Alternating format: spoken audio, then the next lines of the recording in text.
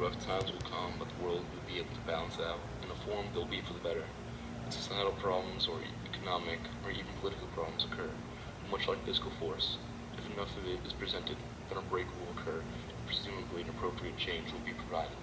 The most immediate change that I foresee is the availability of education to a greater number of people. The cost of higher education has been rising at an exponential rate. The cost will eventually come to a point where it is deemed too expensive and inefficient considering the cumbersome student debt that has to be carried for a lengthy period of time. Fewer and fewer people will find themselves with the luxury of receiving private higher education. The institutions will therefore have to accommodate with change and decide that they will lower the cost to a tangible level in order to receive students. People will finally be able to access private education in vaster numbers than ever before. They will contribute to the common good by being innovative in their job choices, creating more jobs, and stimulating the economy. Cheap education also grants a higher percentage of educated voters. Smart individuals bring society forward as holistically as possible. Not only are they beneficial in technology and business transactions, but also in literature, philosophy, and political acuteness. An informed, lowbrow society will let bygones be bygones when the government acts without the people's best interest in mind.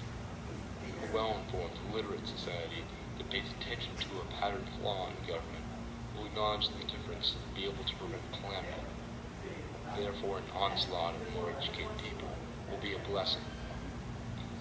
And as long as we have our Constitution, I am confident in the integrity of our nation. It brings forth a way to limit or give power to the government. It can be changed. Amendments can be added when problems arise in our society, thus making it a living document.